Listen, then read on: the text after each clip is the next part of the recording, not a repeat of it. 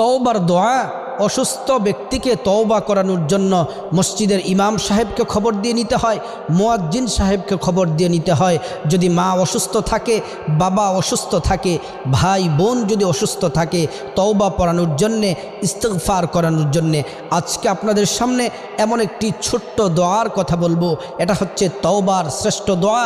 এই দোয়াটি যদি পড়তে পারেন, আল্লাহ তাআলা জীবন যৌবনের সমস্ত গুনাহগুলো আল্লাহ তাআলা মাফ করে দিবেন। তওবার শ্রেষ্ঠ দোয়াটি হলো রব্বিগফিরলি ওয়া তুব আলাইয়া ইন্নাকা আনতাত তাওয়াবুল গফুর। এই দোয়াটি যদি পড়েন, আল্লাহ তাআলা জীবনের সমস্ত গুনাহগুলো মাফ করে দিবেন। অসুস্থ যেই থাকুক, আপনার মা বাবা ভাই বোন যে অসুস্থ থাকে, বারবার এটাকে পড়তে বলবেন। যদি পড়ে ইয়াকিনের সাথে, ইখলাসের সাথে যদি পড়তে পারে, আল্লাহর কাছে যদি চোখের পানি ফালাইয়া যদি আল্লাহর কাছে যদি কান্নাকাটি করতে পারে, আল্লাহ তাআলা জীবনের সমস্ত